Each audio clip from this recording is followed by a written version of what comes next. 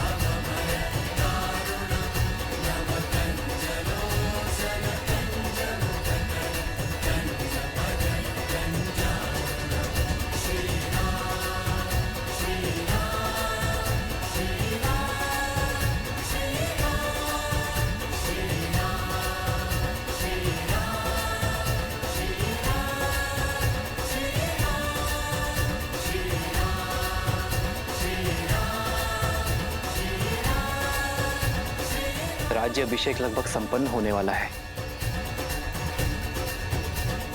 पर मेरा हनुमान नहीं दिखाई दे रहा। कहाँ है हनुमान?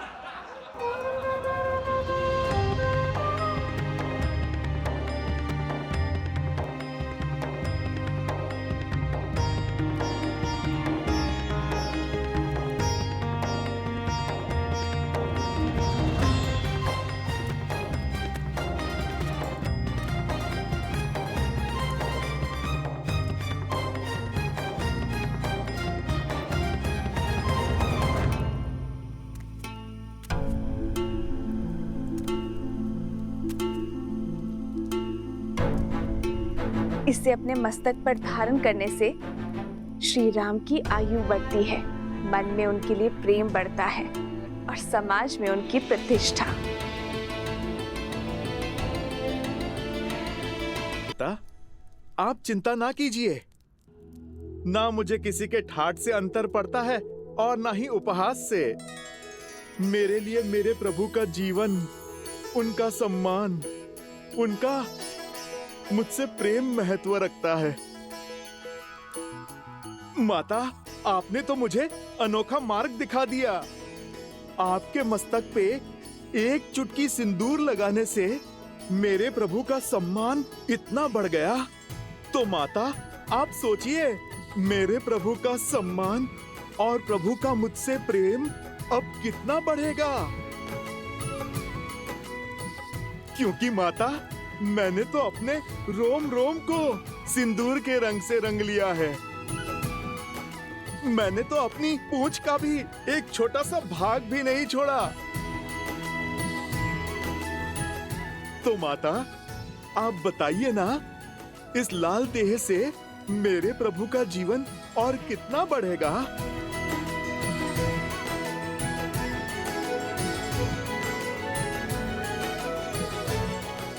तुम्हारा प्रेम, तुम्हारी श्रद्धा, समर्पण अनंत है, अमर है हनुमान।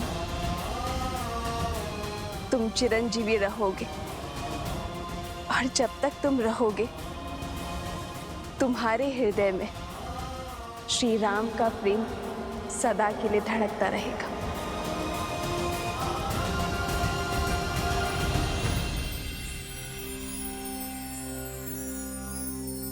श्री गुरु चरण सरोज रज निज मनु मुकुरु सुधारी बरनौ रघुबर विमल जसु जो दायकु फल चारी।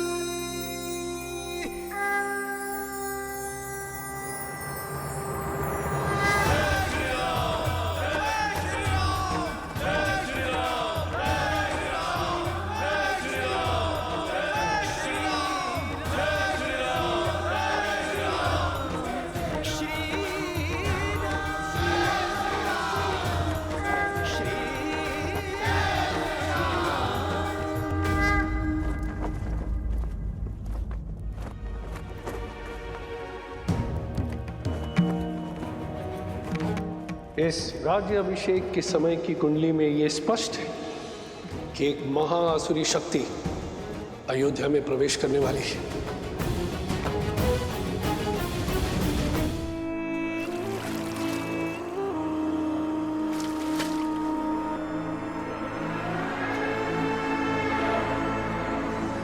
राम, न तुम जीते हो और ना ही ये युद्ध समाप्त हुआ है। युद्ध तो अब पूरी तरह आरंभ हुआ है। मैं तन पर वार नहीं करूंगा राम, मैं मन में घुसकर वार करूंगा। बोलो, कैसे करोगे मेरा संहार? रावण की नाभि का अमृत सूख गया, किंतु प्रजा के मन के विचारों का मैल कभी नहीं सूखता। उसका सामना कैसे करोगे? कैसे करोगे अयोध्या की प्रजा का सामना राम?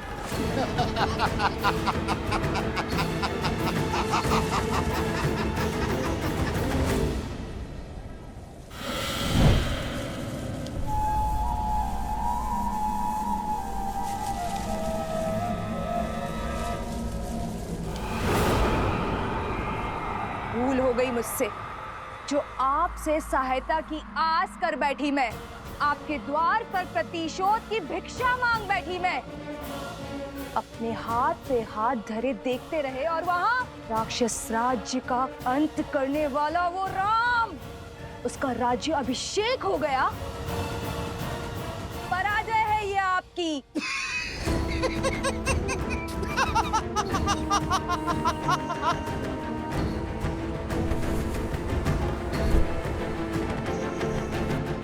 मैं जितना अधिक पराजित होता हूं,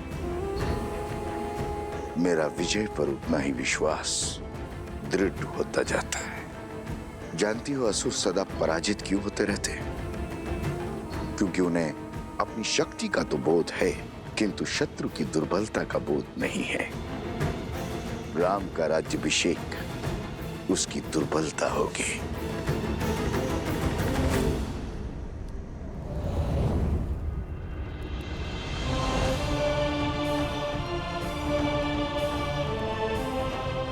प्रणाम आचार्य। प्रणाम महर्षि। राज्य अभिषेक की कोटि कोटि बधाई हो अयोध्यापति, किंतु हर बधाई के साथ एक चुनौती जुड़ी होती। आपने पापियों का संहार तो किया, पाप का नहीं। दशानन को मारा, मगर उसकी सोच को नहीं। पाप की सोच एक ऐसा छलिया है जो बार बार स्वरूप बदलकर सामने आता और प्रहार करता। मैं वार करूंगा तो राम प्रतिकार करेगा।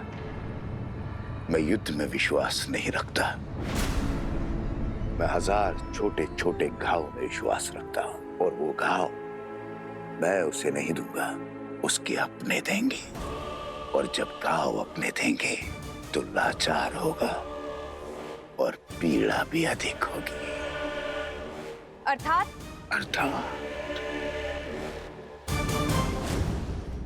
जब शत्रु वार करता है तो व्यक्ति दिल मिलाकर उसका प्रतिकार करता है, किंतु जब संतान वार करती है तो व्यक्ति घुट-घुट कर मरता है। अयोध्या की प्रजा को संतान मानता है ना राम। अब यही प्रजा उस पर वार करेगी। जिसने रावण से लंका का युद्ध जीत लिया वो अयोध्या की प्रजा से युद्ध नहीं कर पाएगा। अब उस पर उसकी प्रजा से प्रहार करवाऊंगा। अयोध्या के भीतर एक युद्ध होगा जिसे अयोध्या हार जाएगी। अयोध्या की प्रजा के मन में इतना विष घोल दूंगा जिसे राम तो क्या महादेव भी नहीं काट पाएंगे। रावण महान शिव भक्त था, ज्ञान का सागर था, किंतु वो राक्षस सुमाली की राक्षसी वृत्तियों से जन्मा था। राक्षस सुमाली के अन्य पुत्र भी हैं श्री राम, जिनमें न रावण सा तप है और न ही ज्ञान है, तो केवल कुटिलता। क्षमा करें महर्षि, अयोध्या के उत्तर की ओर भरत भैया है, पूर्व की ओर लक्ष्मण भैया और पश्चिम की ओर मैं, और दक्षिण की ओर हनुमान जी हैं। हम 4 बलशाली अयोध्या के द्वारपाल हैं। हमारे होते अयोध्या को किसका भय? पांव पर पादुका पहनने से, बाहर के कष्ट से बचा तो जा सकता है कुमार शत्रुघ्न, किंतु फोड़ा यदि देह के भीतर से निकले तो क्या करोगे? जब अग्नि घर के भीतर ही लगी हो तो द्वार बंद करने से कोई लाभ नहीं होगा।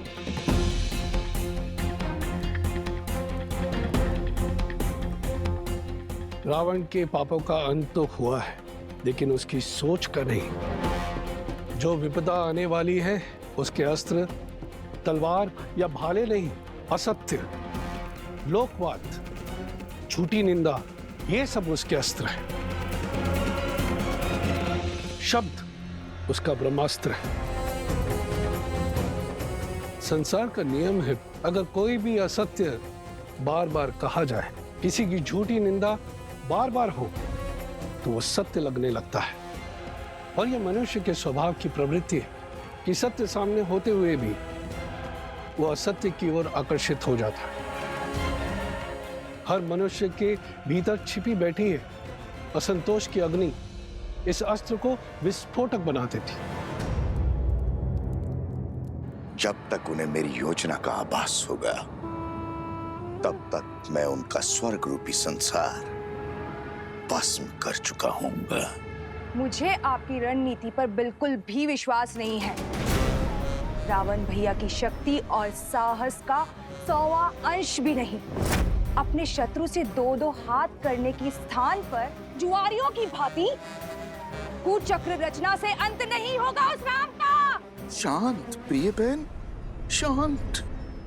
मैं जानता हूं कि तुम्हें मेरी शक्तियों पर संदेह है, इसलिए तुमने अपनी सहायता के लिए किसी और को भी बुलवाया। कौन है वो? हाँ,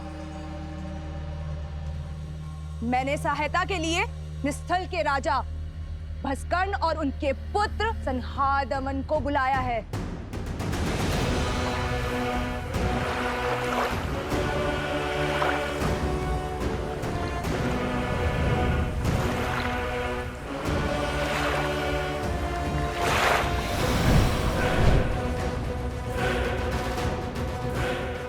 ये महाअसुर भस्कर्ण के सैनिक हैं।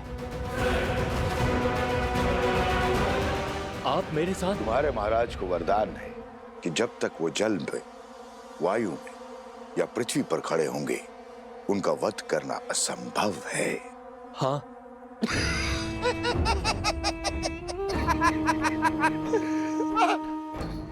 जाओ करो युद्ध, किंतु एक बात स्मरण रहे, राम पर विजय केवल सहस्त्र रावण पा सकता है।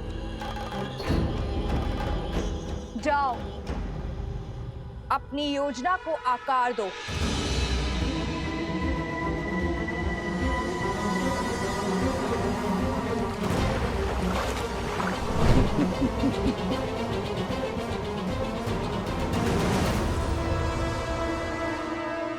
शूर्पणखा, सच है क्या और भ्रम क्या है, यह प्रश्न सदा से अमर खड़ा है। सहस्त्र मुखों की सहस्त्र बातें, इनसे भला कौन लड़ा है। आप यही गाते रहो और मैं अपना कर्तव्य निभाती हूं।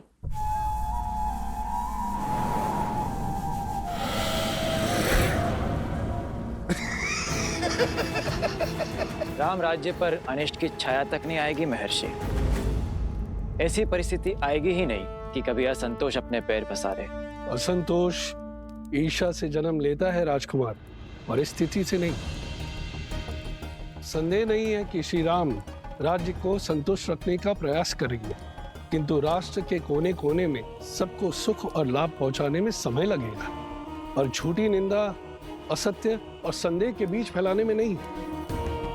संदेह मन के किसी कोने में छिपकर घास के तिनकों की भांति तनिक सी निंदा से पोषित होकर बढ़ता रहता है और हमारी अनुमति के बिना हमारी मति भ्रष्ट करता रहता है, और यही सहस्त्र रावण की शक्ति है।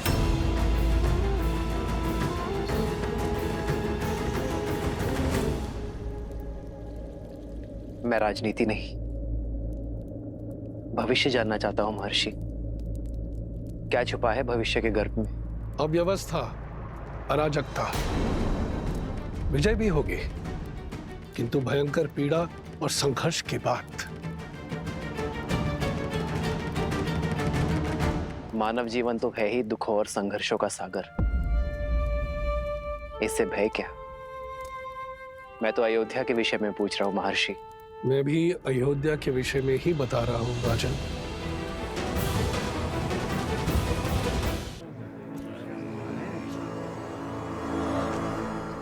भैया सुना है, श्री राम ने सागर पर सेतु बनाया था, असंभव को संभव कर दिखाया था। देवी देवताओं की विशेष कृपा है हमारे महाराज के ऊपर।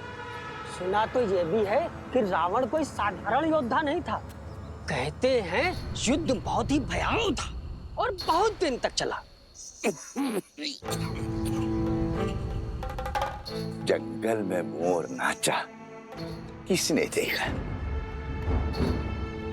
न मोर न युद्ध। अच्छा, तुम कहना चाहते हो श्री राम ने रावण को नहीं मारा? न सेतु बांधा न युद्ध हुआ। नहीं नहीं भैया, मैंने ऐसा कब कहा? अरे हुआ होगा युद्ध, पर ऐसा नहीं जैसा सब बता रहे हैं।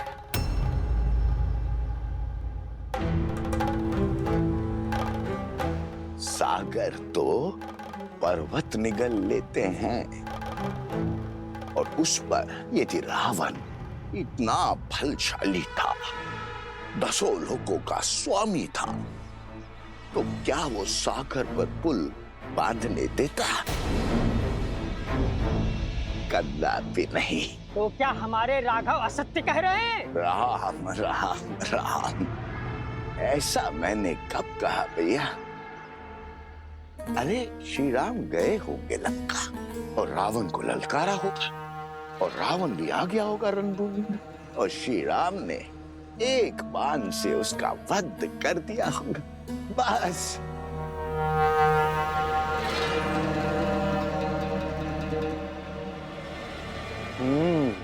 हो सकता है ये सब कथा वानरों ने बनाई हो। ऐसे ही बात का पतंगड़ बना दिया होगा। सत्य वचन भैया, सत्य वचन। ये कहानी अवश्य वानरों ने बड़ी बनाई है। श्री राम तो रघुकुल वंशज है, सोचा होगा श्री राम की यश की गंगा में हाथ धो लेते हैं।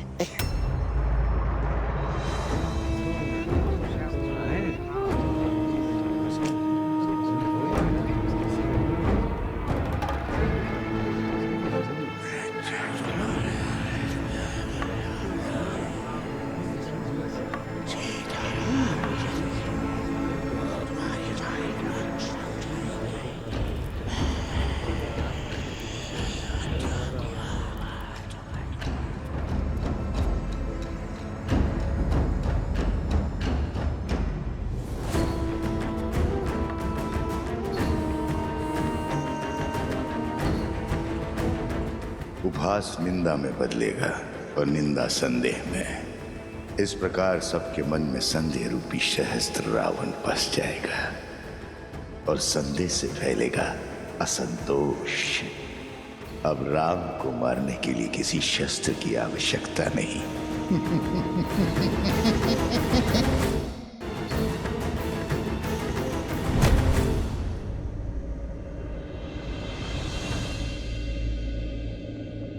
अरे क्या हुआ? तुम सब इतने विचलित क्यों हो? राज्य में विचित्र सी बातें फैल रही हैं कि हम युद्ध की अनुचित कथाएं बता रहे हैं, असत्य कह रहे हैं। आप ही बताइए, हम प्रभु श्री राम के शौर्य का झूठा वृत्तांत क्यों सुनाएंगे? क्या आपकी वीरता कोई गाथा है? अर्थात पाप ने अपने पग पसारना आरंभ कर दिया है। कौन है जो इस असत्य का डंका बजा रहा है? मुझे उसे खोजना ही होगा।